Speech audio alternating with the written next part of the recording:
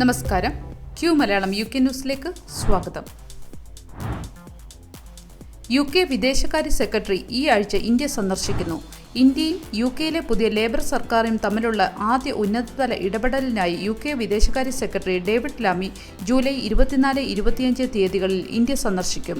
2022 ജനുവരിയിൽ ആരംഭിച്ച ചർച്ചകൾ 14 റൗണ്ടുകൾ പൂർത്തിയാക്കിയ FTA ആണ് സന്ദർശനത്തിന്റെ അജണ്ടയിൽ ഒന്നാമത്. ലാമി ഇന്ത്യൻ വിദേശകാര്യമന്ത്രി ജയശങ്കറുമായും വാണിജ്യമന്ത്രി പീയൂഷ് ഗോയലുമായും കൂടിക്കാഴ്ച നടത്തും. സ്കോച്ച് വിസ്കി പോലുള്ളവയ്ക്ക് താരിഫ് ഇളവുകൾ ചെയ്യുന്നതിനും UK പ്രൊഫഷണലുകൾക്കുള്ള വിസയും ഇന്ത്യയുടെ പ്രധാന പ്രശ്നങ്ങളിൽ ഉൾപ്പെടുന്നു. പുതിയ UK സർക്കാർ ഇന്ത്യയുമായുള്ള ഇടപെടലിന് മുൻഗണന നൽകുമെന്ന് ലാമി നിരവധി തവണ പറഞ്ഞിട്ടുണ്ട്. ഇന്ത്യയുടെ മികച്ച 10 വ്യാപാര പങ്കാളികളിൽ ഒന്നാണ് UK. 2023 ബ്രിട്ടന്റെ 12ാമത്തെ വലിയ വ്യാപാര പങ്കാളിയായിരുന്നു ഇന്ത്യ. പുതിയ നേതാവിനെ തിരഞ്ഞെടുക്കാനുള്ള നടപടികൾ കൺസർവേറ്റീവ് പാർട്ടി ആരംഭിച്ചു.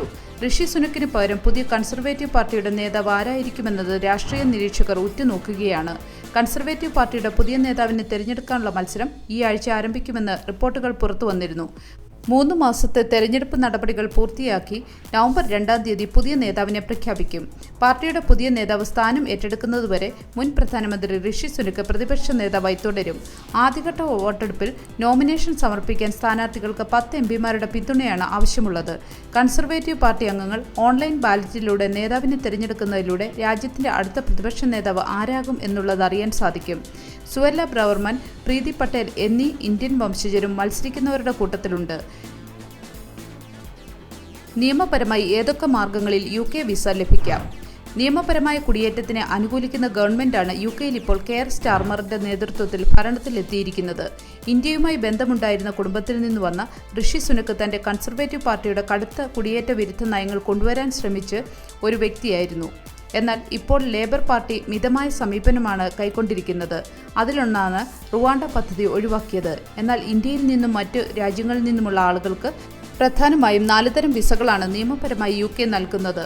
അതിൽ ഒന്നാമത്തേത് സ്റ്റുഡൻസ് വിസയാണ്. UKയിലുള്ള ഏതെങ്കിലും സാധാരണ കോഴ്സ് പഠിക്കാൻ ആഗ്രഹമുള്ളവർക്ക് ഈ വിസ ലഭ്യമാണ്.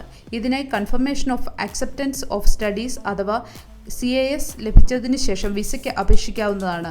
സാധാരണ കോഴ്സിന്റെ സമയപരിധി കഴിഞ്ഞാൽ മാസങ്ങൾക്കുള്ളിൽ തന്നെ UK വിടേണ്ടി വരും.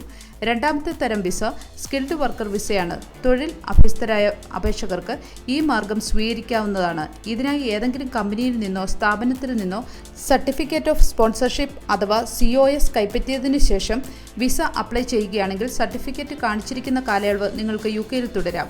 മൂന്നാമത്തെ മാർഗം ഡിപ്പെൻഡന്റ് വിസയാണ്.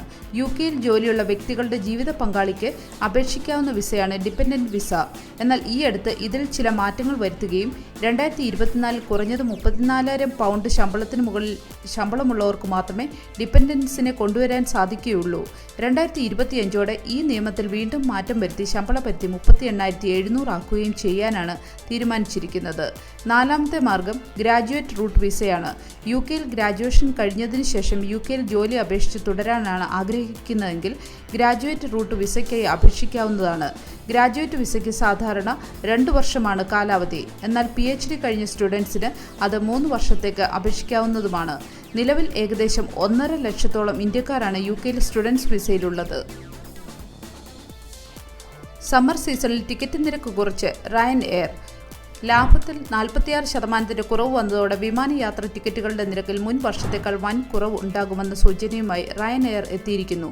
ജൂൺ 30 വരെയുള്ള കണക്കെടുത്താൽ കഴിഞ്ഞ വർഷം ഇതേ സമയം ലഭിച്ചതിനേക്കാൾ 46% കുറവാണ് ലാഭം ലഭിച്ചതെന്നും എയർലൈൻ പറയുന്നു. ഇക്കാരണത്താൽ ജൂലൈ മുതൽ സെപ്റ്റംബർ വരെയുള്ള കാലയളവിൽ റയൻ എയറിന്റെ ടിക്കറ്റ് നിരക്കുകൾ കഴിഞ്ഞ വർഷത്തേക്കാൾ കുറവായിരിക്കുമെന്ന് കമ്പനി സൂചന നൽകി. ശമ്പളത്തർക്കം അവസാനിപ്പിക്കാൻ ആരോഗ്യ സെക്രട്ടറി വെസ്റ്റ് റീറ്റിംഗ് ജൂനിയർ ഡോക്ടർമാരുമായി ഔപചാരിക ചർച്ചകൾ ആരംഭിച്ചു.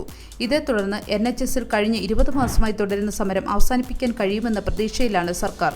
ബ്രിട്ടീഷ് മെഡിക്കൽ അസോസിയേഷൻ കഴിഞ്ഞ 20 മാസത്തിനുള്ളിൽ 11 റൗണ്ട് പണിമുടക്കാണ് നടത്തിയത്. ഇത് NHS സേവനങ്ങൾക്ക് കടുത്ത തടസ്സമുണ്ടാക്കിയിരുന്നു. ഓഗസ്റ്റ് 16-ന് BMAയുടെ എക്സിക്യൂട്ടീവ് മീറ്റിംഗിൽ ചർച്ചകൾ അവസാനിക്കുമെന്നാണ് പ്രതീക്ഷിക്കുന്നത്. ലേബറിന്റെ തിരഞ്ഞെടുപ്പ് വിജയത്തിന് ശേഷം മിസ്റ്റർ സ്ട്രീറ്റിംഗ് BMAയുമായി 2 പ്രാരംഭ മീറ്റിംഗുകൾ നടത്തിയിരുന്നു. നിലവിൽ 7.6 ദശലക്ഷമായി തുടരുന്ന ഇലക്റ്റീവ് വെയിറ്റിംഗ് ലിസ്റ്റ് കുറയ്ക്കുന്നതിന് തർക്കം അവസാനിപ്പിക്കുന്നത് പ്രധാനമാണെന്ന് NHS മേധാവികൾ പറഞ്ഞു. ബ്രിട്ടീഷ് പൗരന്മാർക്ക് മികച്ച പരിശീലനം നൽകാനൊരുങ്ങി ലേബർ സർക്കാർ. തൊഴിലാവശ്യത്തിനായി വിദേശികളെ ആശ്രയിക്കുന്ന രീതി കുറയ്ക്കാൻ ബ്രിട്ടീഷുകാർക്ക് പരിശീലനം നൽകുകയാണ് ലക്ഷ്യം. മതിയായ പരിശീലനമോ അവസരമോ ലഭിക്കാത്തതാണ് ഇപ്പോഴത്തെ പ്രശ്നങ്ങൾക്ക് കാരണമെന്നും ഇതിന് പരിഹാരം കാണുന്ന വഴി രാജ്യത്തെ തൊഴിലില്ലായ്മ കുറയ്ക്കാനും സാധിക്കുമെന്ന് സർക്കാർ പറഞ്ഞു. സ്വദേശികളായ കഴിവുള്ളവരെ പരിശീലിപ്പിക്കുന്നത് നിയമപരമായ കുടിയേറ്റത്തിന് കടിഞ്ഞാണിടാൻ കഴിയുമെന്ന് കെയർ സ്റ്റാർമർ വ്യക്തമാക്കി. ഏകദേശം 1.2 മില്യൺ ജനങ്ങളാണ് യുകെയിലേക്ക് കുടിയേറ്റം നടത്തിയത്. കൂടുതൽ യോഗ്യരായവരെ രാജ്യത്ത് തന്നെ പരിശീലിപ്പിച്ച് എമിഗ്രേഷന്റെ ആശ്രയിക്കുന്നത് ചുരുക്കാനാണ് കെയർ സ്റ്റാർമർ ലക്ഷ്യമിടുന്നത്. ഒരു നല്ല ദിവസം ആശംസിച്ചുകൊണ്ട് ഈ വാർത്താ ബുള്ളറ്റിൻ പൂർണ്ണമാകുന്നു. ചാനൽ ലൈക്കും സബ്സ്ക്രൈബും ചെയ്ത് പ്രോത്സാഹിപ്പിക്കണം.